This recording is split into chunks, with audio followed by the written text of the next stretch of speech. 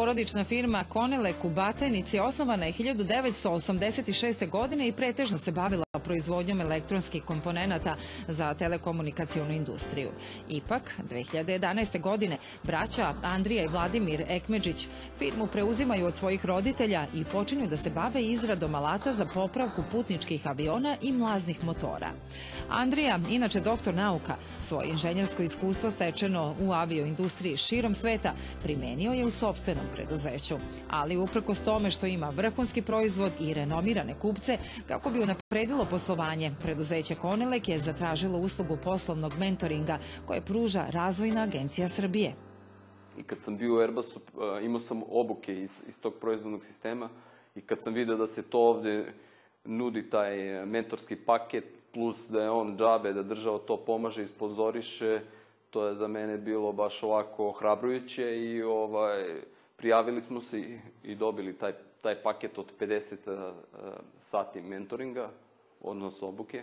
Taj paket smo iskoristili najviše da upoznamo zaposlene u upravljanju, vođenju ljudi, menadžmentom. Mentor ulazi u preduzeće zajedno sa vlasnikom, donosiocem odluka, zapravo na samom terenu radi. Najpre se radi dijagnostikovanje stanja. Registruju se zajedno sa vlasnikom, koji su to neki najveći izazovi, ali ono što je važno, registruje se šta su najveći potencijali da bi se u tom vremenskom roku do maksimum 50 sati moglo raditi baš na tome. Preduzetnici, mikro, mala i srednja preduzeća imaju mogućnost da se do 19. aprila prijave na konkurs za uslugu mentoringa, a sve neophodne informacije o tome mogu dobiti u Razvojnoj agenciji Srbije ili u regionalnim razvojnim agencijama širom zemlje.